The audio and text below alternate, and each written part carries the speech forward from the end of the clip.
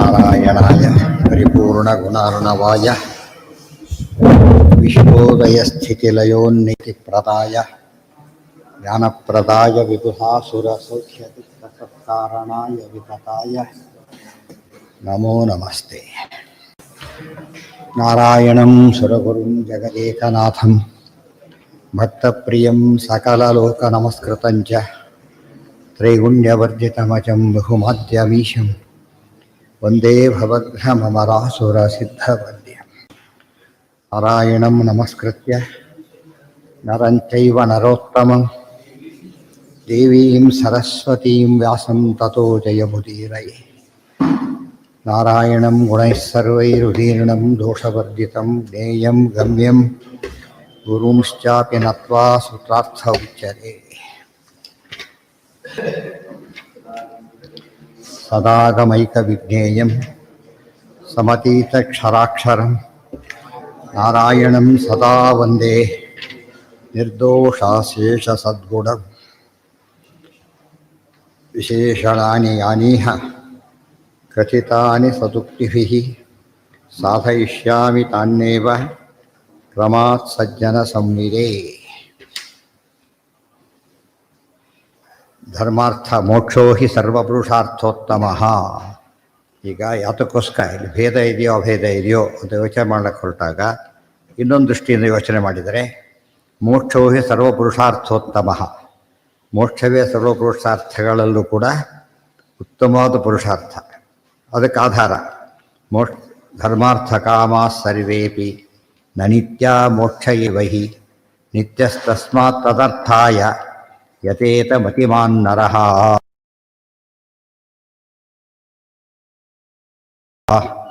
ಧರ್ಮ ಅರ್ಥ ಕಾಮ ಮೂರು ಸಹ ಅನಿತ್ಯ, ಮೋಕ್ಷ ಒಂದೇ ನಿತ್ಯ. ಆದ್ದರಿಂದ ಮತಿಮಾನ್ ನರಃ, ಬುದ್ಧಿವಂತನಾದ ಮನುಷ್ಯ ಯಾವುದಕ್ಕೆ ಪ್ರಯತ್ನ ಪಡಬೇಕು? ಮೋಕ್ಷಕ್ಕೆ ಇದೆ. ಅದಕ್ಕೆ ಇನ್ನೊಂದು ಆಧಾರ ಅನಿತ್ಯತ್ವಾತ್ ಸದುಃಖತ್ವಾತ್ ನ ಧರ್ಮಾದ್ಯ ಪರಂ ಸುಖಂ ಮೋಕ್ಷ ಏವ ಪರಾನಂದಃ ಸಂಸಾರೇ ಪರಿವರ್ತತಾಂ ಇತಿ ಚ ಭಾರತೆ. ಅನಿತ್ಯತ್ವಾತ್ ಸದುಃಖತ್ವಾತ್ ಧರ್ಮಾದ್ಯಾಹ ನ ಪರಂ ಸುಖಂ. ಧರ್ಮಾದ್ಯ ಪುರುಷಾರ್ಥಗಳು ಮೂರೂ ಸಹ ಅನಿತ್ಯ ಮತ್ತು ಸದುಃಖ, ಆದ್ದರಿಂದ ಅವು ಪರಸುಖ ಅಲ್ಲ. ಮೋಕ್ಷ ಏವ ಪರಾನಂದಃ ಸಂಸಾರೇ ಪರಿವರ್ತತ. ಆದ್ದರಿಂದ ಸಂಸಾರದಲ್ಲಿ ಸುತ್ತಕ್ಕಂಥ ಜನಗಳಿಗೆ ಅತ್ಯಂತ ಮುಖ್ಯವಾದ ಪುರುಷಾರ್ಥ ಯಾವುದು ಅಂದರೆ ಮೋಕ್ಷನೇ.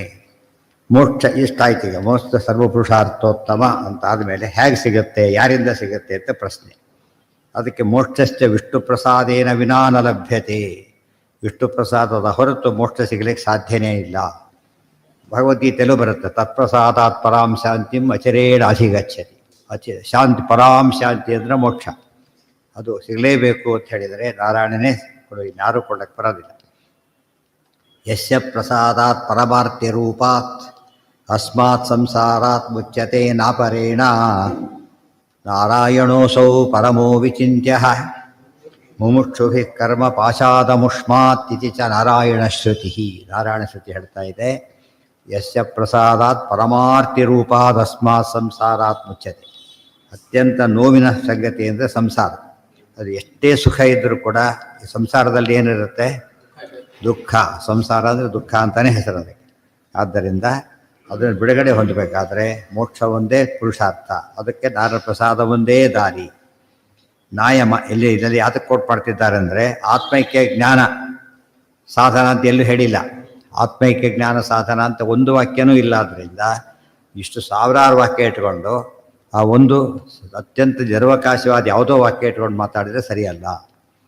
ಮತ್ತು ಗೊತ್ತಿರೋ ಶ್ರುತಿನೇ ನಾಯಮಾತ್ಮ ಪ್ರವಚನೇನ ಲಭ್ಯ ನ ಮೇಧಯ ನ ಬಹುನಾ ಶ್ರುತೇನ ಯಮೇ ವೈಷ ವೃಣುತೆ ತೇನ ಲಭ್ಯ ತಸ್ಯೈವ ಆತ್ಮ ವಿರುಣತೆ ತನೂಂ ಸ್ವಾಂ ಇತಿ ಕಠಶ್ರುತಿ.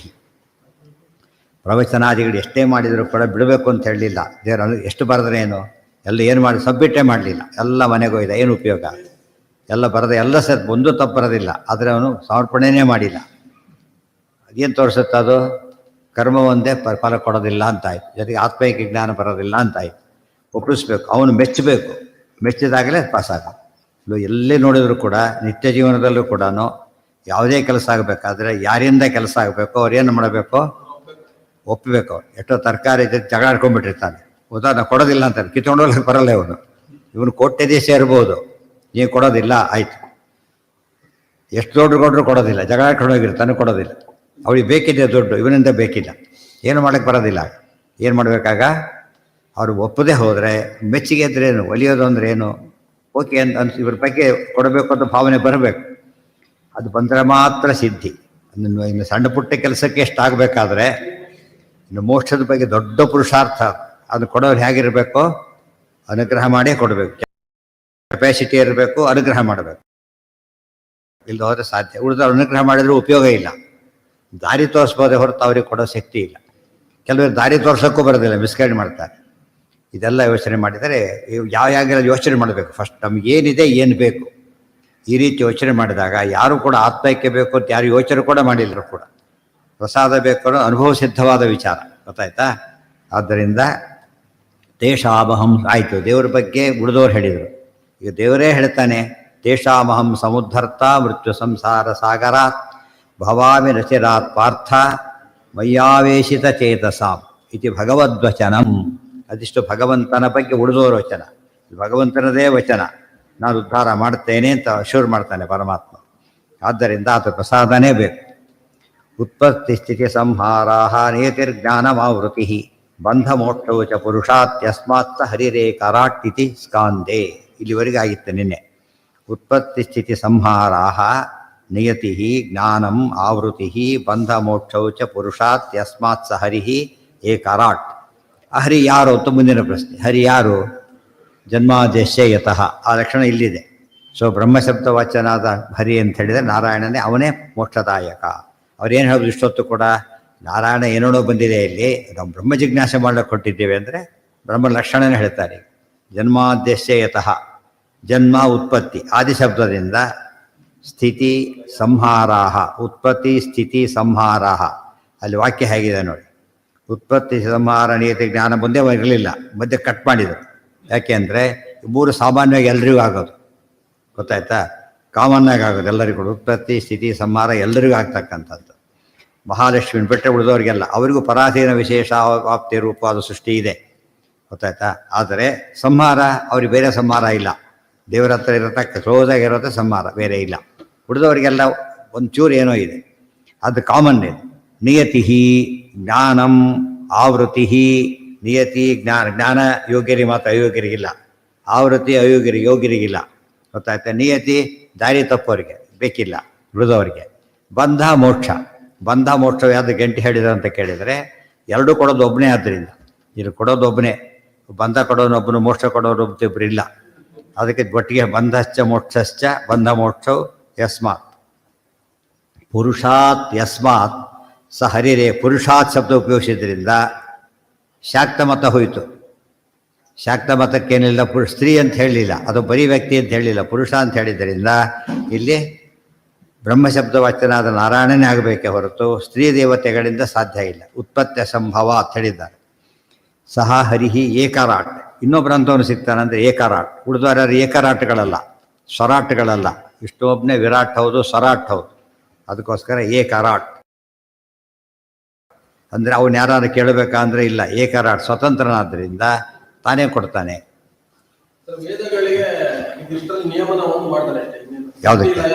ಯಾವುದಕ್ಕೆ? ಸೊ ಅಭಿವ್ಯಕ್ತಿ ಇದೆಯಲ್ಲ, ಅಭಿವ್ಯಕ್ತಿ ರೂಪ ಲಯ ಸೃಷ್ಟಿ, ಅವನ ಅನಭಿವ್ಯಕ್ತಿ ರೂಪವಾದ ಲಯ.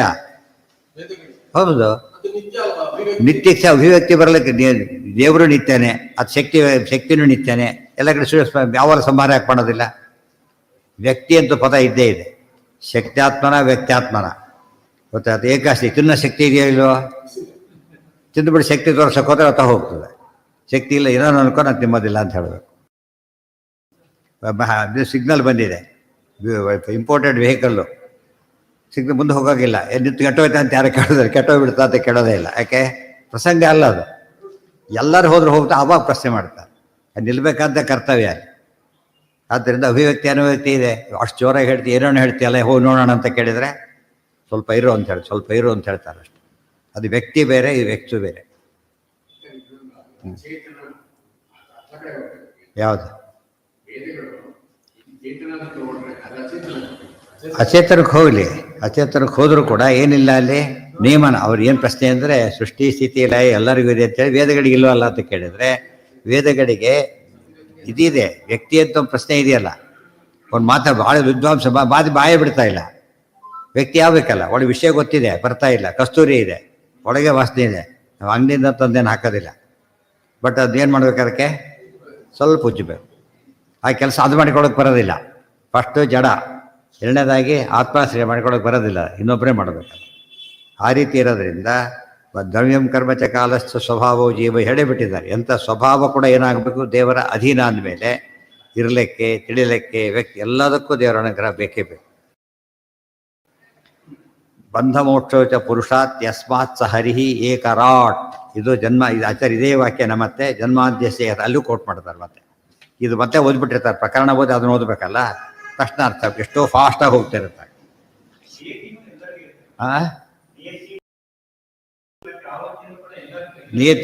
ನಿಯಂತ್ರಣ ಅಂದ್ರೆ ಏನು? ನಿಯಂತ್ರಣ ಕೂಡ ಎರಡು ವಿಧ. ದುರ್ಯೋಧನ ನಿಯಂತ್ರಣ ಬೇರೆ, ಯೋಗ್ಯರ ನಿಯಂತ್ರಣ ಬೇರೆ, ಅಲ್ಲಿ ವ್ಯತ್ಯಾಸ ಇದೆ. ಗೊತ್ತಾಯ್ತಾ? ಇವರಿಗೆಲ್ಲ ಸುಮ್ಮನೆ ಇದು ಮಾಡಿದರೆ ಸಾಕು, ಅವರಿಗೆ ತಪ್ಪದಾರಿ ಶಿಕ್ಷೆ ಕೊಡಬೇಕು, ನಿಯಂತ್ರಣ ಶಿಕ್ಷೆಯನ್ನು ಕೊಡಬೇಕು. ಅಜ್ಞಾನ ಎಲ್ರಿಗಿಲ್ಲ. ಅಯೋಗ್ಯರಿಗೆ ಮಾತ್ರ ಅಜ್ಞಾನ, ಯೋಗ್ಯರಿಗೆ ಮಾತ್ರ ಜ್ಞಾನ. ಜ್ಞಾನ ಅಜ್ಞಾನ ಪ್ರಕಾಶ. ಬಂಧ ಮೋಕ್ಷ, ಅವರಿಗೆ ಬಂಧ ಇವರಿಗೆ ಮೋಕ್ಷ. ಇಷ್ಟೆಲ್ಲ ಕೊಡೋದು ಒಂದು ಬಂಧ ಮೋಕ್ಷ ಜೊತೆಸಲು ಇನ್ನೊಂದು ಕಾರಣ ಇದೆ, ನಿತ್ಯ ಸಂಸಾರ. ಬಂಧ ಮೋಕ್ಷ ಎರಡಾಗಿದೆ, 3 ವಿಷಯ ಬಂತ ಅದರೊಳಗೆ. ಬಂಧ ಮೋಕ್ಷ, ಬಂಧ ಮೋಕ್ಷ. ಬಂಧ ಅಂದರೆ ದುಃಖ, ಮೋಕ್ಷ ಅಂದರೆ ಸುಖ. ಸುಖ ದುಃಖ ಎರಡು ಅವರಿಗಿರೋದ್ರಿಂದ ನಿತ್ಯ ಸಂಸಾರಿಗಳು ಅಂತ. ಒಂದೊಂದು ಅಷ್ಟೆಲ್ಲ ಅರ್ಥ ಇದೆ. ಆವೃತ್ತಿ, ಆವೃತ್ತಿ ಅಲ್ಲ ಆವೃತ್ತಿ. ಆವೃತ್ತಿ ಅಂದರೆ ಅಜ್ಞಾನ ಅಂತ ಅರ್ಥ.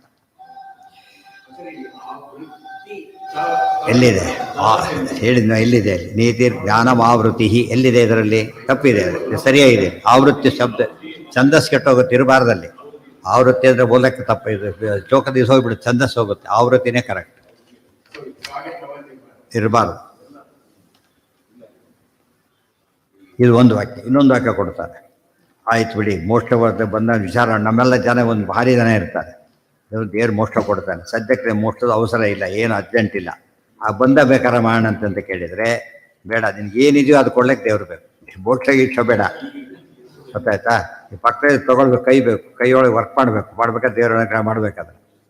ಸ್ವಾಭಿಮಾನ ದೇವತೆಗಳು ಇವರು ಎಲ್ಲರ ಕೆಲಸ ಮಾಡಬೇಕು. ನೀವು ಅಲ್ಟಿಮೇಟ್ ನಾರಾಯಣ. ಆದ್ದರಿಂದ ಪ್ರತಿ ಕೆಲಸಕ್ಕೂ ಕೂಡ ಸಂಸಾರದಲ್ಲಾಗಲಿ ಸುಖ ಬರಲಿ, ಸುಖಂ ದುಃಖಂ ಭವೋ ಭಾಗೋ ಭಯಂಚ ಅಭಯಮೇ ಬಚ್ಚ, ಎಲ್ಲ ಕೂಡ ಏನದು ಇವರ ಅಧೀನ.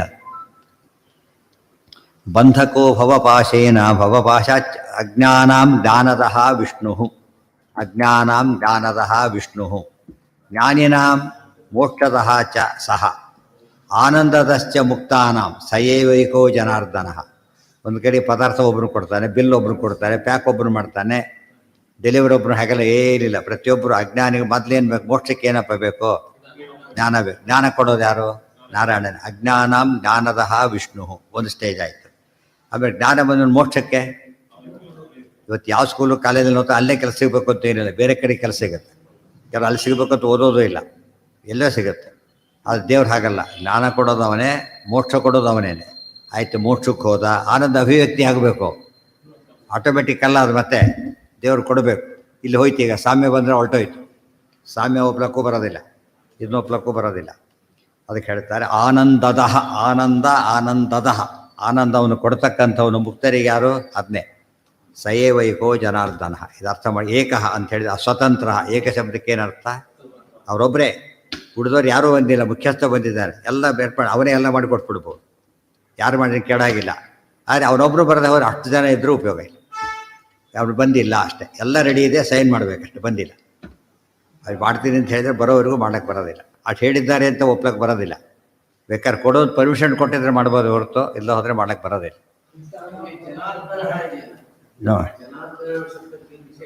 ವಿಶೇಷ. ಯಾಕಂದರೆ ಅವನು ಮುಕ್ತಿ ಕೊಡೋದು ಅಂದ್ರೆ ಏನು? ಜನಂ ಅರ್ಧಯತಿ. ಎರಡು. ಅಯ್ಯೋ, ತುಂಬ ಅರ್ಥ ಇದೆ ಅದಕ್ಕೆ. ಫಸ್ಟ್ನೇದಾಗಿ ನಜಾಯತೇತಿ ಜನಃ, ಅವನಿಗೆ ಹುಟ್ಟಿಲ್ಲ. ಅನ್ಯೇಷಾಂ ಸಂಸಾರಂ ಅರ್ಧಯತೀತಿ ಅರ್ಧನಃ, ತನಗೆ ಹುಟ್ಟು ಸಾವುಗಳಿಲ್ಲ. ಉಳಿದವ್ರು ಹುಟ್ಟು ಸಾವು ಇಲ್ಲದಂತೆ ಮಾಡ್ತಾನೆ ಎರಡೆರಡು. ಅವನು ಶ್ರೀಮಂತ, ಯಾರಿಗೂ ಕೊಡಬೇಕಾಗಿಲ್ಲ, ಕೊಡ್ತಾನೇ ಇದೆ, ಅದು ಬೇರೆ. ತನಗೆ ಹುಟ್ಟು ಸಾವುಗಳಿಲ್ಲ, ತನ್ನ ಭಕ್ತರಿಗೆ ಏನು ಮಾಡ್ತಾನೆ, ಇಲ್ದಂತೆ ಮಾಡ್ತಾನೆ. ಅದರಿಂದಾಗಿನೇ ಜನಾರ್ದನ ರೆಲೆವೆಂಟ್ ಆಗಿ ಬಂತದ್ದು. ಮೋಕ್ಷ ಕೊಡೋದು ಅಜ್ಞಾನ ಅಂದ್ರೇನು, ಜ್ಞಾನ ಕೊಡೋದು ಅಂದ್ರೇನು, ಅಜ್ಞಾನ ತೆಗಿಬೇಕು ಜನಾರ್ದನ. ಆಮೇಲೆ ಜ್ಞಾನಿ ಮೋಕ್ಷ ಕೊಡೋದು ಅಂದ್ರೇನು, ಸಂಸಾರ ಬಿಡಿಸ್ಬೇಕು, ಮತ್ತೆ ಜನಾರ್ದನ. ಆನಂದ ಅವೇ ಮತ್ತೆ ಜನಾರ್ದನ. ಮೂರಕ್ಕೂ ಹೆಸರೇನು ಬೇಕಲ್ಲೀಗ, ರೆಲೆವೆಂಟ್ ವರ್ಡ್. ಇವೆಲ್ಲ ವೇದವ್ಯಾಸರ ಮಾತುಗಳವು. ಒಂದು ಪ್ರತಿ ಮಾತಿಗೆ ಏನಿರುತ್ತೆ ಅದರಲ್ಲಿ ಫುಲ್ ಇಂಕ್ ಇರಬೇಕಾದ್ರೆ ಚೂರು ಕೂಡ ಹೆಚ್ಚು ಕಡೆ ಮಾಡಲಿಕ್ಕೆ ಸಾಧ್ಯ ಇಲ್ಲ. ಅದು ಮುಕ್ತಾನ ಪರಮಾಗತಿ ಹೇಳಿದ ಮೇಲೆ ಐಕ್ಯ ಹೋಯಿತು, ಸಾಮ್ಯ ಹೋಯಿತು, ಎಲ್ಲ ಹೋಯ್ತು ಅಲ್ಲಿಗೆ. ಬರೀ ಗತಿ ಏನಿಲ್ಲ, ಮುಕ್ತಾನಾಂ ಪರಮಾಗತಿ ಅಂತ ಹೇಳಿದಾಗ ಟೋಟಲ್ ಡಿಪೆಂಡೆನ್ಸ್ ಹೇಳ್ತಾರಲ್ಲೂ ಕೂಡ, ಟೋಟಲ್ ಡಿಪೆಂಡೆನ್ಸ್. ಗತಿ ಶಬ್ದಕ್ಕೆ ಅನೇಕ ಅರ್ಥ. ಗತಿ ಅಂದರೆ ಜ್ಞಾನ ಅಂತ ಅರ್ಥ, ಗತಿ ಇರುವಿಕೆ ಅಂತ ಅರ್ಥ, ಗಮನ ಅಂತ ಅರ್ಥ. ಮುಕ್ತರ ಗಮನಗಳು ಭಗವದಧೀನ. ಮುಕ್ತರು ಓಡಾಡಬೇಕಾದ್ರೂ ಕೂಡ ದೇವರ ಅನುಗ್ರಹ ಬೇಕು, ಮತ್ತೆ ಓಡ್ಲಾಕ್ಕೆ ಬರೋದಿಲ್ಲ. ಗತಿ ಅಂದರೆ ಗುರಿ, ಜ್ಞಾನ, ಎಷ್ಟು ಅರ್ಥ ಇದೆ ಗತಿ ಶಬ್ದಕ್ಕೆ. ಅದಕ್ಕೆ ವಿಷ್ಣು ಸಹಸ್ರಕ್ಕೆ ಅಷ್ಟು ಅರ್ಥ ಇದೆ ಅಂತ ಹೇಳಿದ್ದು ಅದಕ್ಕೇನೆ. ಪರಮಾಗತಿ ಏನು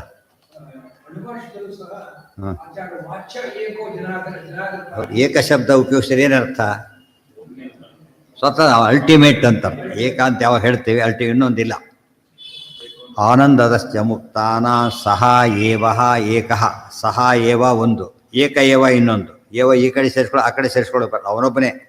ಗೊತ್ತಾಯ್ತಾ, ಅವನೊಬ್ಬನೇನೆ, ಒಬ್ಬನೇನೆ, ಮತ್ತೆ ಇನ್ನೊಬ್ಬನಿಲ್ಲ. ಸ ಏವ ಏಕಃ ಜನಾರ್ದನ ಇತಿ ಚ. ಆದ್ದರಿಂದ ಇಷ್ಟೆಲ್ಲ ಮೋಕ್ಷ ಬೇಕು. ಮೋಕ್ಷ ಕೊಡೋನು ಅನುಗ್ರಹ ಮಾಡಬೇಕು, ಮೋಕ್ಷ ಕೊಡೋನು ನಾರಾಯಣ.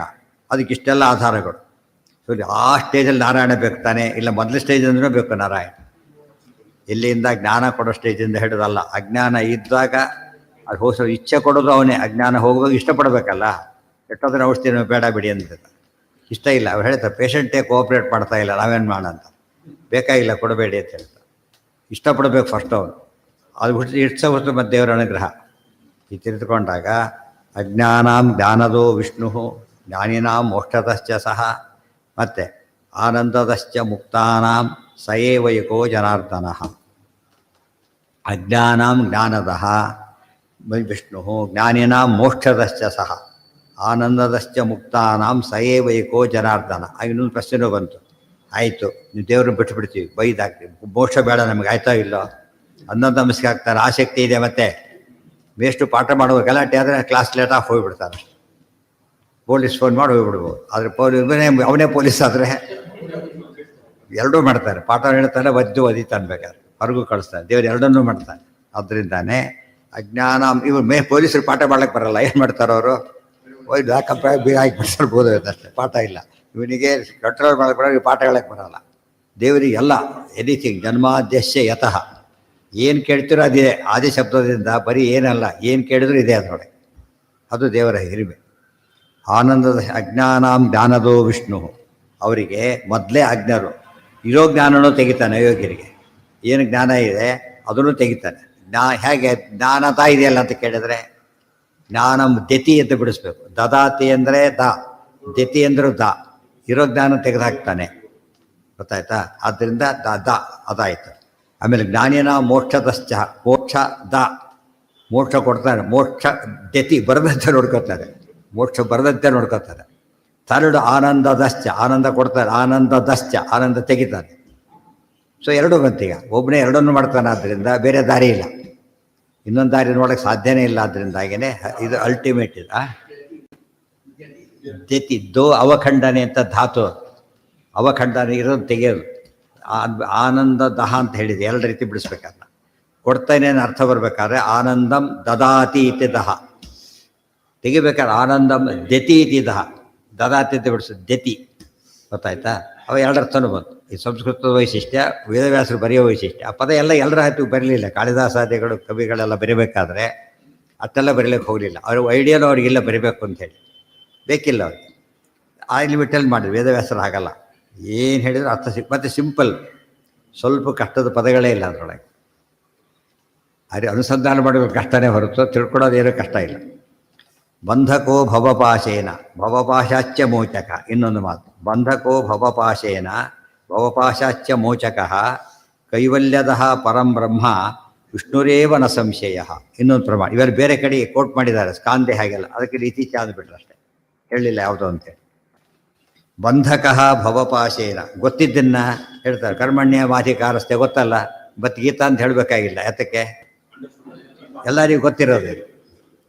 ಬಂಧಕೋ ಭವಪಾಶೇನ ಭವಪಾಶಾಚ್ಯ ಮೋಚಕಃ, ಭವಪಾಶದಿಂದ ಬಂಧನ ಮಾಡೋಕ್ಕೂ ಬರುತ್ತೆ, ಭವಪಾಶಾಚ್ಯ ಮೋಚಕ ಬಿಡುಗಡೆ ಮಾಡೋಕ್ಕೂ ಬರುತ್ತೆ. ಈ ಲಾಕಪ್ನ ಕೀ ಇರುತ್ತೆ, ಅವನೇ ತೆಗಿಲೋದನ್ನು ಒಳಗೆ ಹಾಕಿ ಲಾಕ್ ಮಾಡೋದು ಅವನೇ, ತೆಗೆಯೋದು ಅವನೇ. ಇವು ಆಫೀಸರ್ ಬಂದೇನು ತೆಗಿಯಲ್ಲ, ಅವ್ನು ಹೇಳ್ತಾರೆ ತೆಗಿತಾರೆ ಅಷ್ಟೇ. ಅಂದರೆ ಕೀ ಎರಡು ಕೆಲಸನೇ ಮಾಡುತ್ತದೆ. ಗುಡ್ಡಕ್ಕೆ ಯಾವ ಲಾಕಿಗೂ ಏನಿಲ್ಲ, ಲಾಕ್ ಮಾಡೋಕ್ಕೊಂದು ಕೀ ಅನ್ಲಾಕ್ ಮಾಡೋಕ್ಕೊಂದು ಕೀ ಅಂತಿಲ್ಲ. ಸೇಮ್ ಕೀ ಏನು ಮಾಡುತ್ತೆ ಅದು, ಅನ್ಲಾಕು ಮಾಡೋದು. ಒಬ್ಬನೇ ಭಗವಂತ ಎರಡೂ ಮಾಡ್ತಾನೆ. ಇವ್ರನ್ನ ಸಂಸಾರ ಪರ್ಮನೆಂಟ್ ಲಾಕ್ ಮಾಡ್ತಾನೆ, ಬೇಕಾದ್ರೆ ಪರ್ಮನೆಂಟ್ ರಿಲೀಸು ಮಾಡ್ತಾನೆ. ಬಂಧಕೋ ಭವಪಾಶೇನ ಭವಪಾಶಾಚ್ಯ ಮೋಚಕಃ, ಕೇವಲ ಬಂಧಕ ಮೋಚಕ. ಕೈವಲ್ಯದ, ಇಷ್ಟಾದ ಮೇಲೆ ಕೈವಲ್ಯದ, ಅವ್ರಿಗೇನು ಬೇಕು ಕೈವಲ್ಯ ಅಂದರೆ, ಈ 4 ದೇಹ ಇದೆ ನಮಗೀಗ, ಮುಕ್ತಿಯಲ್ಲಿ ಒಂದೇ ಕೇವಲ ಅಂತ, ಕೇವಲ ಆ ಸ್ಥಿತಿ ಬರಬೇಕಾದ್ರೆ ಲಿಂಗಭಂಗ ಮಾಡಿ ಒಯ್ಬೇಕಾದ್ರೆ ಎಲ್ಲ ಮಾಡೋದು ಅವನೇ. ಆದ್ದರಿಂದಾಗಿನೇ ಕೈವಲ್ಯ, ಮೋಕ್ಷ ಕೈವಲ್ಯ ಅಂತ ಒಂದು ಹೆಸರಿದೆ, ಒಳ್ಳೆ ಹೆಸರುಗಳವೆಲ್ಲ. ಕೈವಲ್ಯ ತೀರ್ಥರು ಅಂತ ಒಬ್ಬ ಸ್ವಾಮಿಗಳಾಗೋಗಿದ್ದಾರೆ ಭಾಳ ಹಿಂದೆ, ಹೆಸರೇ ಕೈವಲ್ಯ ತೀರ್ಥರು ಅಂತೇಳಿ. ಅದು ಎಲ್ಲ ಅನೇಕ ಇದಿದೆ. ಕೈವಲ್ಯದಾಯಕ ನಾರಸಿಂಹನೇ ನಮಿತ. ಕೈವಲ್ಯ ಅಂದರೆ ಮೋಕ್ಷ, ಕೈವಲ್ಯದ ಪರಂ ಬ್ರಹ್ಮ, ಅಲ್ಲಿ ಮೋಕ್ಷದ ಅಂದರು, ಕೈವಲ್ಯದ ಅಂದರು. ಬ್ರಹ್ಮ ವಿಷ್ಣುರೇವ ನ ಸಂಶಯ, ವಿಷ್ಣುವನೇ ಹೊರತು ಬೇರೆ ಯಾರೂ ಅಲ್ಲ. ಏನು ಹೇಳಿ, ಜನಾರ್ದನ ಆಯಿತು, ವಿಷ್ಣು ಆಯಿತು, ಬ್ರಹ್ಮ ಆಯಿತು, ಏನು ಹೆಸರು ತೊಗೊಂಡ್ರು ವಿಷ್ಣು ಅನ್ವಯ ಆಗುತ್ತೆ. ಆದ್ದರಿಂದ ವಿಷ್ಣು ಸರ್ವೋತ್ತಮತ್ವಕ್ಕೆ ಯಾವ ವಿರೋಧನೂ ಇಲ್ಲ. ಪ್ರೀತಿಶ್ಚ, ನೆಕ್ಸ್ಟ್ ಈಗ ಮೊದಲು ಸರ್ವಮೋಕ್ಷ ಸರ್ವಪುರುಷಾರ್ಥೋತ್ತಮ, ಅವರು ಅನುಗ್ರಹ ಮಾಡಿದರೆ ಸಿಗೋದು, ಅವನು ಸರ್ವೋತ್ತಮನೇ ಆಗಿರಬೇಕು, ಅವನು ವಿಷ್ಣು ಆಗಿದ್ದಾನೆ, ಇಷ್ಟೆಲ್ಲ ಹೇಳಿದರು. ಆಯಿತು, ಅವನು ಅನುಗ್ರಹ ಮಾಡಿದರೆ ಸಾಧ್ಯ, ಇಲ್ಲ ಹೋದ್ರಿಲ್ಲ. ಅನುಗ್ರಹ ದುರ್ಯೋಧನಿಗೆ ಅನುಗ್ರಹ ಮಾಡಲಿಲ್ಲ, ವಿಶ್ವರೂಪ ತೋರಿಸಿರೋದು ಕಾಣಿಸ್ಲಿಲ್ಲ. ಅರ್ಜುನಿಗೆ ಮಾಡಿದ, ದಿವ್ಯ ಚಕ್ಷುರು ಕೊಟ್ಟು ತೋರಿಸಿದ. ಅನುಗ್ರಹ ಮಾಡದೆ ಹೋದರೆ ಸಾಧ್ಯ ಇಲ್ಲ. ಅನುಗ್ರಹ ಸಂಪಾದನೆಗೆ ಏನು ಮಾಡಬೇಕು ಮುಂದೆ, ಅನುಗ್ರಹ ಸಂಪಾದನೆ ಮಾಡೋಕ್ಕೆ ಏನು ಮಾಡಬೇಕು? ಪ್ರೀತಿಶ್ಚ ಗುಣೋತ್ಕರ್ಷ ಜ್ಞಾನಾದೇವ ವಿಶೇಷತೋ ದೃಷ್ಟ. ಪ್ರೀತಿಶ್ಚ ಗುಣೋತ್ಕರ್ಷ ಜ್ಞಾನಾದೇವ, ಗುಣಗಳು ತುಂಬಿವೆ ಹೆಚ್ಚಿವೆ ತಿಳ್ಕೊಂಡಷ್ಟು ಕೂಡ ಏನು ಬರುತ್ತೆ. ಈ ಕವಿಗಳಿಗೆ ಹಿಂದೆಲ್ಲ ಭೋಜರಾಜನ ಕಥೆ ಹೇಳ್ತಾರೆ, ಅದು ಮೆಚ್ಚಿಬಿಟ್ಟು ಏನು ಕೊಡ್ತಾರೆ, ಅಕ್ಷರ ಲಕ್ಷ, ಒಂದು ಆಗಿನ ಕಾಲಕ್ಕೆ ಲಕ್ಷ, ಈಗಿನ ಕಾಲಕ್ಕಲ್ಲ, ಆಗಿನ ಕಾಲಕ್ಕೆ ಒಂದು ಅಕ್ಷರಕ್ಕೆ ಲಕ್ಷ ಕೊಡ್ತಿದ್ದು. ಯಾಕೆ?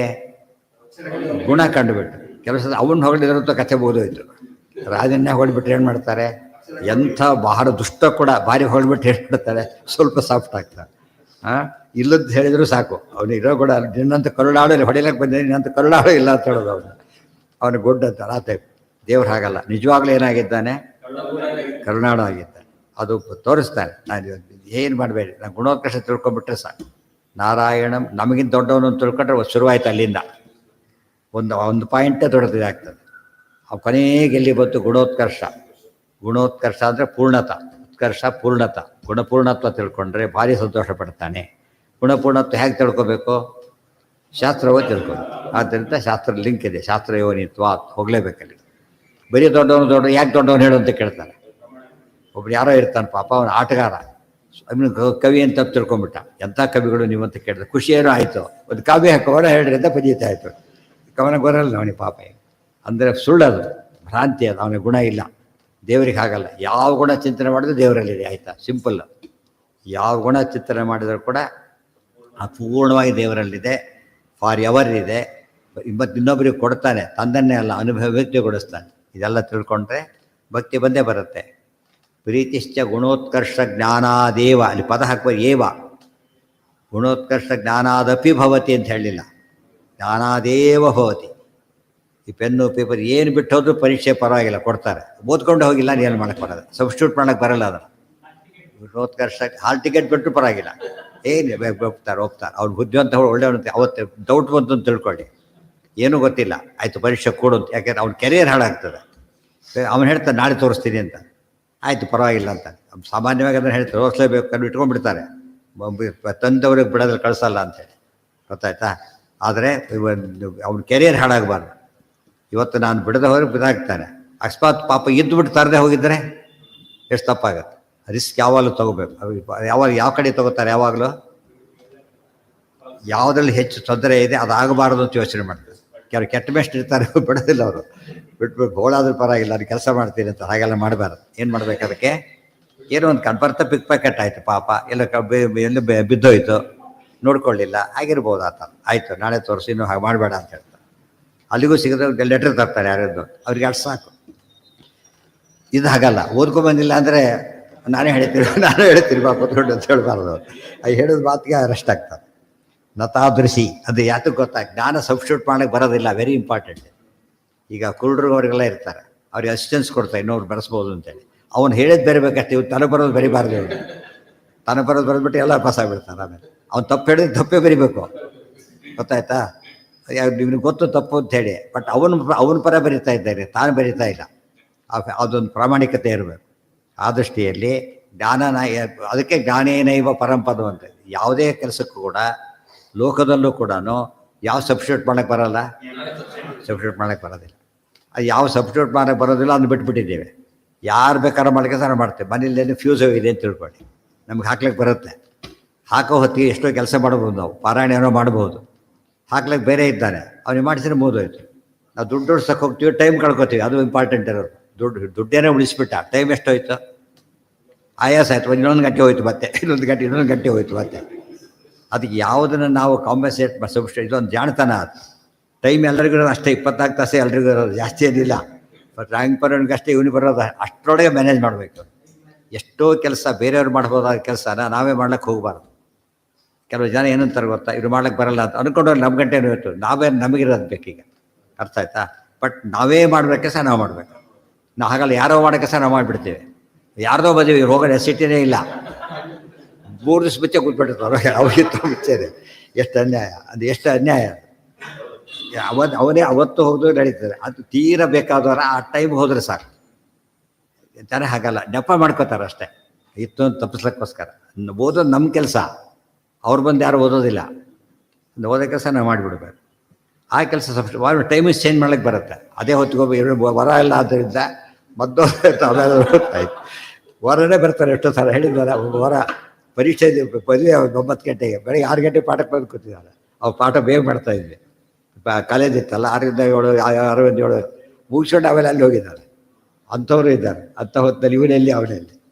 ಅಂದರೆ ನಮ್ಮ ತಾತ್ಪರ್ಯ ಇಷ್ಟ, ನಮಗೆ ಯಾವ್ದು ಇಂಪಾರ್ಟೆಂಟ್ ಅಂತ ಗೊತ್ತಾದರೆ, ನಮಗೆ ಆಗಲೇಬೇಕು ಅಂತ ಗೊತ್ತಾದ್ರೆ ತಕ್ಷಣ ಮಾಡ್ತೇವೆ. ನಮಗೆ ಗೊತ್ತಿಲ್ಲ ಜ್ಞಾನದ ಬಗ್ಗೆ, ಅವಾಯ್ಡ್ ಮಾಡೋದಕ್ಕೆ ಎಲ್ಲ ಕಾರಣ ಹುಡುಕ್ತೀವಿ. ನಾವು ಹುಡುಕ್ಲಕ್ಕೆ ಹೋಗ್ಬಾರ್ದು.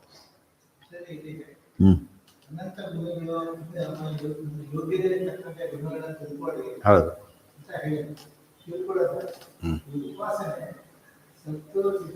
ಅಷ್ಟೇ. ಹೌದು ಹೌದು ಹೌದು ಹೌದು ಹೌದು ಹೌದು. ಏನ ಸತ್ ಚಿತ್ ಆನಂದ ಆತ್ಮ. ಸತ್ ಅಂದ್ರೇನು?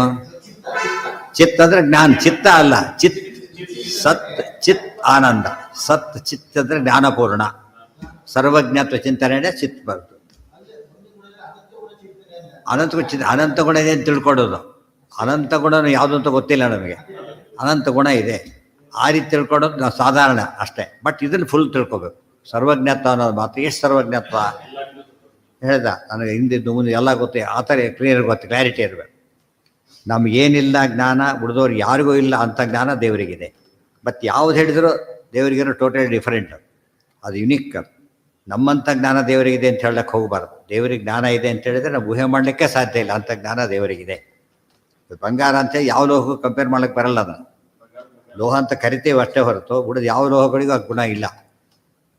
ಅದು ಹಿತ್ತಾಡಿ ಆ ಬಣ್ಣ ಇದೆ, ಇದು ಆ ಬಣ್ಣ ಇದೆ. ಆದರೆ ಹಿತ್ತಾಡಿ ಬಣ್ಣ ಎಷ್ಟೇ ನೀವು ತೊಳೆದು ಕೂಡ, ಎಷ್ಟೇ ಡಲ್ ಆಗಿದ್ದು ಬಂಗಾರಕ್ಕೂ ಸಾಟಿ ಆಗಲ್ಲ. ಎಷ್ಟು ಡಲ್ ಆಗಿದ್ರು ಬಂಗಾರ ಶೈನಿಂಗ್ ಬೇರೆ. ದೇವ್ರ ಗುಣಗಳು ಹಾಗೆ. ಇನ್ನು ಪ್ರೀತಿಶ್ಚ ಗುಣೋತ್ಕರ್ಷ ಈಗ ಅರ್ಥ ಮಾಡ್ಕೊಂಡ್ಮೇಲೆ ದೇವರು ಪ್ರೀತಿಸ್ ಬ್ರಹ್ಮಣಯಾಮೋ ವಾಸುದೇವ ಬಂತೀಗ. ದೇವರಿಗೆ ಅತ್ಯಂತ ಪ್ರಿಯವಾದ ಯಾವುದೀಗ? ಜ್ಞಾನ ಕಾರ್ಯ. ಜ್ಞಾನ ಅಂದ್ರೆ ಗುಣಪೂರ್ಣತ್ವ ಚಿಂತನೆ. ನಿಮ್ಮ ಪ್ರಕಾರ ನಿರ್ಗುಣ ಬ್ರಹ್ಮ ಏನು ಚಿಂತನೆ ಮಾಡೋದೀಗ? ನಿರ್ಗುಣ ಅಂತ ತಿಳ್ಕೊಂಡ್ರೆ ಯಾವಾಗಲೂ ಸಿಟ್ಟು ಬರುತ್ತೆ. ಯಾವಾಗಲೂ ಗೊತ್ತಾ, ದೊಡ್ಡವರು ಮೇಲೆ ಏನು ಗುಣಗಳು ಇಲ್ಲ. ಈಗ ಅಂದು ಯಾರು ಕಸ ಮಾಡಿಸ್ಕೊಂಡ್ಬಂದವ್ರು ಜಗತ್ತಲ್ಲಿ ಒಬ್ಬರಾದ್ರೂ ಸಿಗ್ತಾರ? ಇಲ್ಲ, ಸಾಧ್ಯನೇ ಇಲ್ಲ. ಅದಕ್ಕೆ ಗುಣಪೂರ್ಣತ್ವ ಜ್ಞಾನನೇ ಬರಬೇಕೆ ಹೊರತು ನಿರ್ಗುಣತ್ವ ಜ್ಞಾನ ಕೆಲಸಕ್ಕೆ ಬರೋದಿಲ್ಲ. ಮುಂದೆ ವಿಶೇಷತಃ ದೃಷ್ಟ, ಅದು ವಿಶೇಷತ ಅಂತ ಹೇಳಿದ್ರಿಂದ ಇನ್ನೇನೋ ಕೊಟ್ಟರು ಪ್ರೀತಿ ಬರ್ಬೋದು, ಇಲ್ಲ ಅಂತಲ್ಲ. ಏನು ಕೊಟ್ಟರು ಪ್ರೀತಿ ಬರಬಹುದು, ಆದರೆ ಜ್ಞಾನ ಕೊಟ್ಟರೆ ಬರೋ ಪ್ರೀತಿ ಮಾತ್ರ ಏನದು, ಅದಕ್ಕೆ ಹೇಳ್ತಾರೆ ಯಾವ ಋಣ ಬೇಕಾದ್ರೂ ತೀರಿಸ್ಬಿಡ್ಬೋದು. ಆದರೆ ಜ್ಞಾನ ಕೊಟ್ಟ ಋಣ ಇದೆಯಲ್ಲ, ಅದನ್ನು ಇಲ್ಲಿ ಭೂಲೋಕದಲ್ಲಿ ಆಚಾರ್ಯ ಬರೀತಾರೆ, ಉದ್ಯೋಗ ಪರ್ವದ ಮಾತ್ರ ಕೋಟ್ ಮಾಡ್ತಾರೆ. ನಾನು ಅಷ್ಟು ಕೊಟ್ಟೆ ಎಷ್ಟು ಕೊಟ್ಟೆ ಅಂತ ಅನ್ಕೊಳಕ್ಕೆ ಹೋಗಬೇಡಿ, ಇಡೀ ಭೂಮಿನ ನವರತ್ನ ತುಂಬಿಸಿಬಿಟ್ಟು ಕೊಟ್ಟರು ಗುರು ಕಾಣಿಕೆ ಆಗೋದಿಲ್ಲ ಅಂತ ಹೇಳ್ತಾರೆ. ಯಾಕೆ ತೋರಿಸಿದ ಮೋಕ್ಷದ ದಾರಿ ಅನಂತ ಬೆಲೆ ಸಿಗುತ್ತದೆ. 10 ರೂಪಾಯಿ ಕೊಡಿಸಿದ ಪದಾರ್ಥ ₹1,00,000 ಹೋದರೆ ಎಷ್ಟು ಲಾಭ ಸಿಗುತ್ತೆ, ಇನ್ಫೈನೈಟ್ ಅದು. ಆದ್ದರಿಂದ ಅದಕ್ಕೆ ತುಂಬ ಬೆಲೆ ಇದೆ, ಗೊತ್ತಾಯ್ತಿಲ್ಲ. ಅದು ಉಳಿದಕ್ಕೆಲ್ಲ ಕೊಟ್ಬಿಡು. ಒಂದು ಸ್ಟೇಜಲ್ಲಿ ಏನು ಮಾಡ್ಬೋದು ನಾವು, ಅದನ್ನು ಬೆಲೆ ಕಟ್ಬಿಡಿ. ಬೆಲೆ ಕಟ್ಟಕ್ಕೆ ಬರೋದಿಲ್ಲ. ಮತ್ತು ಋಣ ತೀರ್ತು ಅಂತ ತಿಳ್ಕೊಳಕ್ಕೆ ಹೋಗಬೇಡಿ. ಮತ್ತು ಇಷ್ಟಾದರೂ ಕೂಡ ಏನಿಲ್ಲ, ಸದ್ಯ ತೀರಿಸ್ಬಿಟ್ಟೆ ತಿಳ್ಕೊಳಕ್ಕೆ ಹೋಗಬೇಡಿ. ತೀರಲಾರ್ದ ಋಣ ಅಂತ ಹೇಳ್ತಾರೆ. ಋಣಗಳು 2, ತೀರಬಹುದಾದ ಋಣ ಬೇರೆ, ತೀರಿಸಲಾರ್ದ ಋಣ ಬೇರೆ. ಒಬ್ಬರು ಲೋನ್ ಕೊಟ್ಟ, ಕೆಲಸ ಆಯಿತು, ತೀರಿಸ್ಬಿಟ್ಟ. ಆ ಕಾಲಕ್ಕೆ ಕೊಟ್ಟನಲ್ಲ, ಅದು ಭಾರಿ ಇಂಪಾರ್ಟೆಂಟ್. ಅದ್ರ ಬಗ್ಗೆ ನಾವೇನು ಮಾಡಬೇಕು, ಯಾವಾಗಲೂ ಕೃತಜ್ಞತೆ ಇರಲೇಬೇಕು. ಆ ಟೈಮಿಗೆ ಕೊಟ್ಟಿದ್ದು, ನಾಳೆ ಕೊಟ್ಟರೆ ಕೆಲಸ ಆಗ್ತಿಲ್ಲ, ಅವತ್ತೇ ಕೊಡಬೇಕಾಗಿತ್ತು. ಕ್ಲರ್ಕ್ಗಳು ಮೋಸ ಮಾಡಿಬಿಡ್ತಾರೆ ಆ ಟೈಮ್ನಲ್ಲಿ. ದುಡ್ಡು ಜಾಸ್ತಿ ಕೊಟ್ಟಿಲ್ಲ, ನಾಳೆ ಕೊಡೋದಿಲ್ಲ ಅಂತ ಅಂಡ್ಯೂ ಅಡ್ವಾಂಟೇಜ್ ತಗೋತಾರೆ. ಹಾಗಿಲ್ಲ, ನಮಗೋಸ್ಕರ ಬಂದು ಕೊಟ್ಟಾದರೆ ಭಾರಿ ಗ್ರೇಟ್ ಅದು. ಮುಂದೆ ನೋಡಿ, ಇವೆಲ್ಲ ನಾನು ಮೊದಲೇ ಹೇಳಿದಂತೆ ವಾಕ್ಯಗಳು ಅಷ್ಟೇ ಅಲ್ಲ, ವಿಷಯ ಅರ್ಥ ಮಾಡ್ಕೊತ ಹೋಗಬೇಕು. ಇನ್ನು ಅಭೇದ ಜ್ಞಾನ, ದೇವರಿಗೂ ನಮಗೂ ಅಭೇದ ಅಂತ ತಿಳ್ಕೊಂಡು ಏನಾಗುತ್ತೆ ಯೋಚನೆ ಮಾಡಿ. ಅದರಿಂದ ಏನಾಗುತ್ತೆ, ನಮಗಿರೋದು ನೂರಾರು ದುಃಖಗಳು, ದೇವರಿಗಿದೆ ಅಂತ ಆಗಲಿಲ್ಲ. ಈಗ ನೀವು ಒಂದೇ ದೇವ್ರಿಗೆ ಹೇಳಿಬಿಟ್ರೆ ಗೊತ್ತಾಯ್ತಾ, ದೇವರು ಕೂಡ ಏನು ಮಾಡಿದಾಗತ್ತೆ, ಈಗ ನಮ್ಮ ಲೆವೆಲ್ ಇತ್ತಂದಾಗಾಯ್ತು. ಅವರೇ ಹಾಗಲ್ಲ, ದೇವ್ರ ಲೆವೆಲ್ಗೆ. ದೇವ್ರಲ್ಲಿ ಎಲ್ಲಿ ಹೋಗ್ಲಿಕ್ಕೆ ಸಾಧ್ಯ, ಯೋಚನೆ ಮಾಡ್ತೀಯ ನಿನಗೀಗ? ಸಾಧ್ಯ ಇಲ್ಲ. ಬೆಟ್ಟ ಹೀಗೆ ಹೀಗೆ ನೋಡಿ ಬೆಟ್ಟ ಕಾಣಿಸೋಕೆ ಎದ್ದು ಕಾಣೋದಿಲ್ಲ. ಹೀಗೆ ನೋಡಿದ್ರೆ ಬೆಟ್ಟ ಹೀಗೆ ನೋಡ್ಬೇಕಂತ. ದೇವ್ರು ನೋಡ್ಬೇಕಾದ್ರೆ ಹಾಗೆ ನೋಡಬೇಕು. ಕೆಳಗೆ ನೋಡಿದ್ರೆ ದೇವರಿಂದ ಕಾಣೋದಿಲ್ಲ. ಆ ದೃಷ್ಟಿಗೆ ಭಾರಿ ವಿಚಿತ್ರ ಅದು. ಅದಕ್ಕಾಗಿ ಅಭೇದ ಜ್ಞಾನದಿಂದ ಒಂದು ಕೇಸ್ ತೋರ್ಸಪ್ಪ ಹೋಗಲಿ, ನಾವು ನೀವು ಒಂದೇ ಅಥವಾ ಒಂದು ಕೇಸ್ ತೋರಿಸಿರೋಣ ಅಂತ. ಕೆಲವು ಸತಿ ಹೀಗಾಗತ್ತೆ ನೋಡಿ. ಅವ್ರನ್ನ ಕಳಿಸ್ತೇನೆ, ನಾನು ಬಂದಾಗ ಲೆಕ್ಕ ಅಂತ ಹೇಳ್ತಾರೆ ಕೆಲವು ಸಲ. ಇಲ್ಲೇನು ಕಾಣುತ್ತೆ, ಅಲ್ಲಿ ಅಭೇದ ಅಂತ ಕಾಣುತ್ತೆ, ಹೌದಲ್ಲ? ಅಭೇದ ಅಂತ ಕಾಣುತ್ತೆ. ಆದರೆ ಈ ರೀತಿ ಹೇಳ್ಬೇಕಾದ್ರೆ ಏನಿದೆ, ಈಗ ಚಿಕ್ಕವರಿಗೆ ದೊಡ್ಡವನು ಹೇಳೋದು, ಚಿಕ್ಕವರಿಗೆ ದೊಡ್ಡವ್ರು ಹೇಳ್ತಾರೆ. ದೇವ್ರು ಹೇಳ್ಬೋದು ಬೇಕಾರೆ, ನಾವು ಹೇಳಬಾರ್ದು ಈ ಮಾತನ್ನ. ನಾವು ಹೇಳಿದ್ರೆ ಒದಿತಾರೆ. ದೊಡ್ಡವ್ರು ಹೇಳಿದರೆ ಈ ದೇವರ ಹಂಬಳದ ಹೇಳಿ, ನಾವು ದೇವರು ಅಂತ ಹೇಳಬಾರ್ದು. ಆಚಾರನೆಲ್ಲ ಬರೀತಾರೆ ಗೀತಾ ಭಾಷೆದಲ್ಲಿ, ಅದೆಲ್ಲ ಆಗಿದೆ ಪಾಠ. ದೊಡ್ಡವರು ಇವರು ನಮ್ಮವರು, ನಾನೇ ಇದ್ದ ಹಾಗೆ, ನೀವು ಖುಷಿ ಆಗ್ತದೆ. ಮತ್ತು ಅವರೇ ಹೇಳಿದ್ದಲ್ಲ ಇಮ್ಮಿಡಿಯೇಟ್ ಸಸ್ಪೆಂಡ್ ಆಗ್ತವ್ರು, ಏನು ಉಳಿಯೋಕ್ಕೆ ಸಾಧ್ಯ ಇಲ್ಲ. ಆದ್ದರಿಂದ ರಾಂಗ್ ಎಕ್ಸಾಂಪಲ್. ಈಗ ದೇವರೆಲ್ಲ ಕೃಷ್ಣ ಹೇಳ್ತಾನೆ, ಜ್ಞಾನೀತು ಆತ್ಮೈವ ಮೇ ಮತಂ, ಜ್ಞಾನಿ ಇದ್ದಾನೋ ನಾನಿದ್ದಾಗ ಲೆಕ್ಕ ಹೇಳಿದ ದೃಷ್ಟಾಂತದಲ್ಲಿ ಬಂದಿದೆ. ಆದರೆ ಅವ್ರು ಹೇಳಬಾರ್ದು, ಆ ರೀತಿ ಇದೆ ಎಂದು ಹೇಳಬಾರ್ದು. ಅಭೇದ ಜ್ಞಾನಾತ್, ಅಭೇದ ಜ್ಞಾನಾತ್ ಅಪ್ರೀತಿರೇವ ಉತ್ತಮಾನಾಂ ಭವತಿ. ಅಭೇದ ತಿಳ್ಕೊಳ್ಳೋದ್ರಿಂದ ಉತ್ತಮರಿಗೆ ಏನು ಮಾಡಿದಾಗಾಯಿತು, ಪ್ರೀತಿ ಬರೋದಿಲ್ಲ. ಏನು ಬರುತ್ತೆ, ಅಸಮಾಧಾನ ಆಗುತ್ತೆ, ಬೇಸರ ಆಗುತ್ತೆ, ಹೊರತು ಖುಷಿ ಆಗೋದಿಲ್ಲ. ನಮಗೆ ಅನಿಸುತ್ತೆ ಚಿಕ್ಕದವ್ರು ಮಾಡಿಬಿಟ್ವಲ್ಲ ನಾವೀಗ. ಎಷ್ಟೋ ದೊಡ್ಡವ್ರು ಕೂಡ್ಲಕ್ಕೆ ಹೊರಗೆ ಮನಸ್ಸು ಬರಲ್ಲ ಕೂಡ್ಲಿಕ್ಕೆ. ಯಾಕೆ ಫಿಸಿಕಲಿ ಕೂಡ ನಾವೇನಾಗ್ಲಿಕ್ಕೆ ಸಾಧ್ಯ ಇಲ್ಲ. ಹತ್ರ ಆ ಒಂದು ಸೆನ್ಸ್ ಇರ್ತದೆ ನೋಡೋದು. ಇವತ್ತು ಪ್ರೋಟೋಕಾಲ್ ಅಂತ ಕರೀತಾರೆ, ಗೊತ್ತಾಗ ಪ್ರೋಟೋಕಾಲ್ ಇದ್ದಾಗ ಬೇರೆ ಕೋಶ ಅದು ಅಪರಾಧ. ಅದು ಒಂದು ಅರೇಂಜ್ ಮಾಡಿದ್ರು ಡಿಸ್ಮಿಸ್ ಆಗ್ತಾನೆ, ಯಾರು ಮಾಡಿದ್ದಂತ ಕೇಳ್ತಾನೆ. ದೊಡ್ಡ ಗಲಾಟೆಗಳಾಗಿದೆ ಅದರೆಲ್ಲ ಹಿಂದೆಲ್ಲ. ಆದ್ದರಿಂದ ಶಾಸ್ತ್ರದ ಪ್ರಕಾರ ಕೂಡ ಸರಿ, ಲೋಕದ ಪ್ರಕಾರ ಕೂಡ ಸರಿ. ಇನ್ನೊಂದು ದೃಷ್ಟಾಂತ ಕೊಡ್ತಾರೆ. ಅಭೇದ ಏನೋ ದೊಡ್ಡ ಉತ್ತಮರಿದ್ದಾರೆ, ಅಭೇದ ತಿಳ್ಕೊಂಡ, ಬೇಸರ ಮಾಡಿಕೊಂಡ್ರು ಮುಗೀತು. ಅದರ ರಾಜ ಹಾಗೆಲ್ಲ ಮಾಡೋದಿಲ್ಲ. ಏನು ಮಾಡ್ತಾರೆ ಗೊತ್ತಾ, ಘಾತಯಂತಿ ರಾಜಾನೋ ರಾಜಾಹಮಿತಿ ವದಂತಂ. ನಾ ರಾಜ ಅಂತ ಅವ್ನು ಹೇಳ್ಕೊತಾನೆ. ಫಸ್ಟ್ ರಾಜ ಏನು ಮಾಡ್ತಾನೋ ಅವನ್ನ ಹಿಡಿದು ಅವನು ಕೊಂದು ಹಾಕ್ತಾನೆ, ಬಿಡೋದೆ. ಗೊತ್ತಾಯ್ತಾ, ನಾ ಕೊಂದು ಹಾಕ್ತಾನೆ. ಇವತ್ತು ಹೋಗ್ಲಪ್ಪ, ಇನ್ನೊಂದು ನಾ ದೇವ್ರ ಬಗ್ಗೆ ವಿಚಾರ ಮಾಡೋಣ. ಪೌಂಡ್ರಕ್ಕ ವಾಸುದೇವ ಏನು ಹೇಳಿದ, ನಾನೇ ವಾಸುದೇವ ಹೇಳಿದೆ. ಕೃಷ್ಣ ಏನು ಮಾಡಿದವನ್ನ ನಿಮ್ಮ ಪ್ರಕಾರ ಹೇಳ್ಬಿಡ್ಬೇಕಾಗಿತ್ತು, ಕರೆದು ಕುಡಿಸ್ಕೋಬೇಕಾಗಿತ್ತು. ತಲೆ ಕತ್ತರಿಸಿದ. ಅಂದರೆ ಅವ್ರು ಹೇಳಿದ್ದಕ್ಕೆ ತಲೆ ಕತ್ತರಿಸಿದ. ಇದು ಅರ್ಥ ಮಾಡ್ಕೊಂಡ್ಬಿಟ್ರೆ ಪ್ರಾಕ್ಟಿಕಲಿ ಹಾಗೆ ಇದೆ. ಇವತ್ತು ಕೂಡ ಅಷ್ಟೇ. ನಮಗೆ ಈ ಕ್ಯಾಂಡಿಡೇಟ್ ಎಂಥ ಕ್ಯಾಂಡಿಡೇಟ್ಸ್ ಇರುತ್ತೆ ಯಾವಾಗಲೂ ಗೊತ್ತಾ, ತನಗೆಂದು ಪ್ರತಿಸ್ಪರ್ಧಿ ಆಗಬಾರ್ದು. ಅವನು ಆಗತ್ತೆ ಅಂತ ಗೊತ್ತಷ್ಟು ಅಷ್ಟು ಮಾಡ್ತಾರೆ, ತೆಗೆದು ಹಾಕಿಬಿಡ್ತಾನೆ. ರಾಜಕೀಯದಲ್ಲಿ ಹಾಗೇನೆ ತುಂಬ ಪಾಪ್ಯುಲರ್ ಆದ್ರೆ ಇರೋಕ್ಕಾಗೋದಿಲ್ಲ ಅವನು. ಇವನಿಗೆ ತಲೆ ಪಕ್ಷಗಳು ಓಡಾಡ್ತಿದ್ರೆ ಮಾತ್ರ ಅವ್ನು ಕೊಡೋದು. ಯಾವಾಗ ಇವನು ಸ್ವಲ್ಪ ಜೋರು ಮಾಡೋಕ್ಕೆ ಹೋಗ್ತಾನೆ, ಇಮ್ಮಿಡಿಯೇಟ್ ತೆಗೆದು ಹಾಕಿಬಿಡ್ತಾನೆ, ಅಡ್ರೆಸ್ ಇಲ್ದ ಮಾಡಿಬಿಡ್ತಾನೆ. ಎಂದು ಕೂಡ ಸೈಕಾಲಜಿನೇ ಹೇಳ್ತಾರೆ. ಇದು ಉಳಿದವರಿಗೆ ಸೈಕಾಲಜಿ, ದೇವರದು ರ್ಯಾಷನಲ್ ಅದು, ಸೈಕಾಲಜಿ ಪ್ರಶ್ನೆ ಅಲ್ಲ. ದೇವರು ತಿಳಿಯೋದೇ ಬಿಡೋದವರೆಗೂ ಇಲ್ಲಿ ಬದುಕಬೇಕಾದ್ರೆ ಹಾಗೆ ಬದುಕಬೇಕು, ನನ್ನ ಹತ್ರ ಬರ್ಬೇಕಾದ್ರೆ ಹಾಗೆ ಬರಬೇಕು ಅಂತ ಹೇಳ್ತಾರೆ. ಘಾತಯಂತಿ ರಾಜಾನೋ ರಾಜಾಹಮಿತಿ ವದಂತಂ. ನಾನು ರಾಜ, ಅದಕ್ಕೆ ಬ್ರಹ್ಮಾಹಂ ಅಂತ ಇವ್ರು ಕರೆದ್ರು, ರಾಜಾಹಂ ಅಂತ ಅವನು ಕರೆದ. ರಾಜಾಹಂ ಅಂತ ಕರೆದಿದ್ದ ರಾಜ ಕೊಲ್ಲೋದಾದರೆ ಬ್ರಹ್ಮಾಹಂ ನಿರ್ಗುಣೋಹಂ ವಿಸದ ಮಿತಿ ಮಿತಿ ಶೇಷ ಪಾಷಂಡವಾದ ಆಗುತ್ತೆ. ದದತಿ ಚ ಸರ್ವಂ ಅಭಿಪ್ರೇತಂ ಗುಣೋತ್ಕರ್ಷಂ ವದತಃ.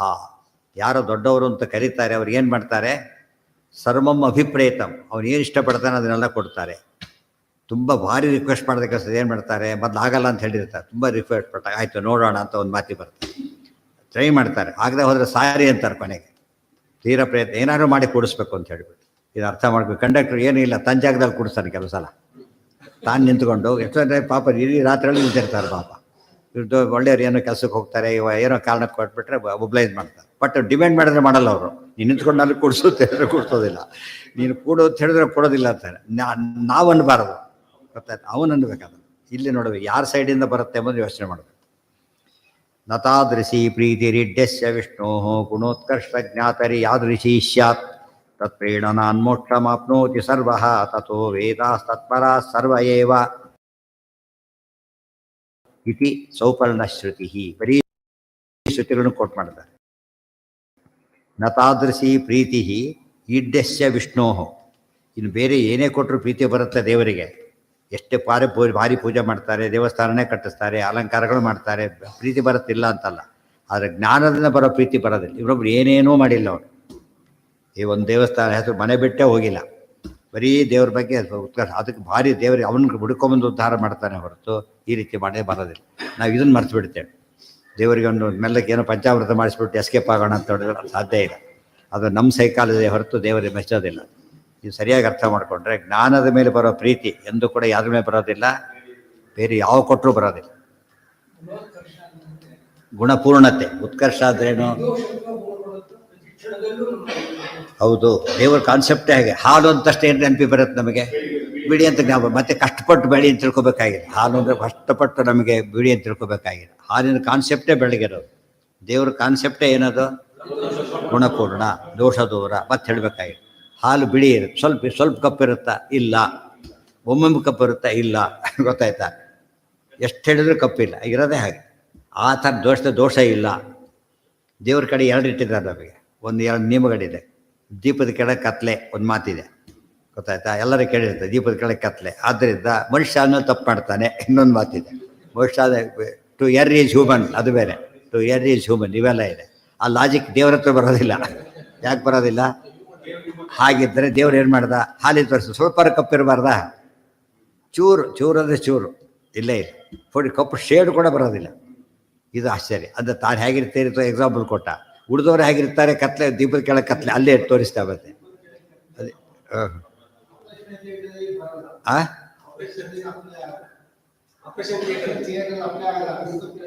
ಯಾಕೆ ಅಲ್ಲೇ ಹೇಳಿದ್ದು, ಅದಕ್ಕೆ ವ್ಯಾಪ್ತಿ ಅದು. ಇವ್ರೇನು ಮಾಡಿ ಸುಖ ಇದ್ದಲ್ಲಿ ದುಃಖ ಇರಬೇಕು ಅದಲ್ಲ ಆ ಥರ. ದೀಪದ ಕೆಳಗೆ ಕತ್ಲಲ್ಲ, ದೀಪದ ಮೇಲೆ ಕತ್ಲೆ. ಇನ್ನು ಹಾಕಿರ್ತಾರಲ್ಲ, ಶೇಡ್ ಹಾಕಿರ್ತಾರಲ್ಲ, ದೀಪದ ಮೇಲೆ ಕತ್ಲೆ ಬರುತ್ತೆ. ಕೆಲಸಕ್ಕೆ ಕತ್ಲೆ ಬರೋದಿಲ್ಲ. ದೀಪನೇ ಬರೋದು ಪೂರ್ತಿ ಕತ್ಲೆನೇ ಇರ್ತದೆ. ಸಣ್ಣ ದೀಪಕ್ಕೆ ಬೇರೆ, ಕೆಂಪು ದೀಪ ಬೇರೆ, ಏನೇನೋ ಇರುತ್ತೆ ನೂರಾರು. ಇದೆಲ್ಲ ಯೋಚನೆ ಮಾಡಿ ಸ್ವನೀಯ ಪದ ಉಪಯೋಗಿಸಿದರೆ ಇವೆಲ್ಲ ಯಾತಕ್ಕೆ ಗಟ್ಟಿ ಮಾಡ್ತಾರೆ ಆಚಾರ್ಯರು? ಇದು ಪಾಂಡಿತ್ಯದ ಕೆಲಸ ಅಲ್ಲ, ಇದು ಅನುಭವಿಸೋ ಕೆಲಸ ಇದು. ಗೊತ್ತಾಯ್ತಾ? ಊಟ ಮಾಡಿ ಎಷ್ಟು ಊಟ ಮಾಡಿದ್ವಿ ಯಾರು ನೋಡೋಕ್ಕೆ ಇಷ್ಟಪಡಲ್ಲ. ನಾವು ಊಟ ಮಾಡೋಕ್ಕೆ ಇಷ್ಟಪಡ್ತೀವಿ. ಬೆಳೆದವ್ರು ನೋಡಲಿ ಊಟ ಮಾಡೋದಿರುತ್ತೆ, ಅದಕ್ಕೆ ಊಟ ಮಾಡೋಕೆ ಬಾಲ ಹಾಕ್ಕೊಂಡ್ಬಿಡ್ತಾರಲ್ಲ ಆ ಟೈಮ್. ಜ್ಞಾನಿಗಳು ಬಾಲ ಹಾಕೊಂಡು ಧ್ಯಾನ ಮಾಡ್ತಾರೆ ಹೊರತು ಪಂಡಿತ ಅಂತ ಬೇರೆ ಕೊಡ್ಲಿಕ್ಕೆ ಹೋಗೋದಿಲ್ಲ. ಅದು ತಪ್ಪು, ಪ್ರಚಾರಕ್ಕೆ ಹೋಗೋದಿಲ್ಲ ಎಂದು ಕೂಡ. ದೇವರ ಜ್ಞಾನ ಬರಬೇಕು ನಮಗೆ. ಘಾತಯಂತಿ ರಾಜಾನೋ ರಾಜಾಹಮಿತಿ ವದಂತಂ ದದತಿ ಚ ಸರ್ವಂ ಅಭಿಪ್ರೇತಂ ಗುಣೋತ್ಕರ್ಷಂ ವದತಃ. ನಾವು ಯಾವುದೇ ಕೆಲಸ ಆಗಬೇಕಾಗಿದೆ, ಅವ್ರಿಗೆ ಏನು ಬೇಕು ಅಂತ ಕೇಳ್ತೇವೆ. ಹೋಗ್ಬೇಕಾದ್ರೆ ಏನು ತೊಗೊಂಡು ಹೋದ್ರೆ ಭವಿಸ್ತಾರೆ ಅಂತೇಳಿ. ಮತ್ತು ಅವ್ರಿಗೆ ಭಾರಿ ಇಷ್ಟ ಯಾವುದು ಕೇಳ್ತಾರೆ. ಭಾರಿ ಇಷ್ಟ ಯಾವುದು? ಕೆಲಸ ಆಗ್ಬೇಕು ನಮಗೆ. ದೇವರಿಗೆ ಅಷ್ಟು ತಿಳ್ಕೊಂಡ್ಬಿಟ್ರೆ ಯಾವ್ದು ಇಷ್ಟ? ಜ್ಞಾನ ಇಷ್ಟ. ಜ್ಞಾನಿ ಪ್ರಿಯತಮಃ, ಪ್ರಿಯತರ ಪ್ರಿಯತಮ. ಮೋಸ್ಟ್ ಬಿಲವೆಡ್ ದೇವರಿಗೆ ಯಾರಾಗ್ತಾರೆ? ಜ್ಞಾನಿಗಳಾಗ್ತಾರೆ. ಆದ್ದರಿಂದ ದೇವರನ್ನು ನಾವು ಜ್ಞಾನದ ಮೂಲಕ ಹೋಲಿಸ್ಬೇಕು ಹೊರತು ಬೇರೆ ಅಲ್ಲ. ವಿಷ್ಣುವ್ರ ಗುಣೋತ್ಕರ್ಷ ಜ್ಞಾತರಿ ಯಾದೃಶಿ. ಮೊದಲು ಹೇಳಿದ್ದು ಸೈಕಾಲಜಿ, ಅನುಭವ. ಇಲ್ಲಿ ಹೇಳ್ತದ್ದು ಪ್ರಮಾಣ, ಆಗಮ ಪ್ರಮಾಣ. ಯೋ ಮಾಮೇವಮ ಸಮ್ಮೂಢೋ ಇನ್ನು ಬರುತ್ತೆ, ನಾಳೆ ಕಂಟಿನ್ಯೂ ಮಾಡೋಣ. ನಾಳೆ ಏನು ವರಮಹಾಲಕ್ಷ್ಮಿ ಇದು ಏನು ಏನು ಪಾಠ ಇದೆಯಲ್ಲ, ಬರ್ತೀರಿಲ್ಲ? ಹಾಂ, ನಾಡಿದ್ದು ಬರ್ತೀರಿ. ಸೊ ನಾಳೆ ಬರೋದಿಲ್ಲ ಅಂತ ಅರ್ಥ. ನಾಡಿದ್ದು ಬರೋದು ಗೊತ್ತಿಲ್ಲ, ನಾಳೆ ಬರೋದೆಲ್ಲ ಒಂದು ಗ್ಯಾರಂಟಿ. ಆಯಿತು.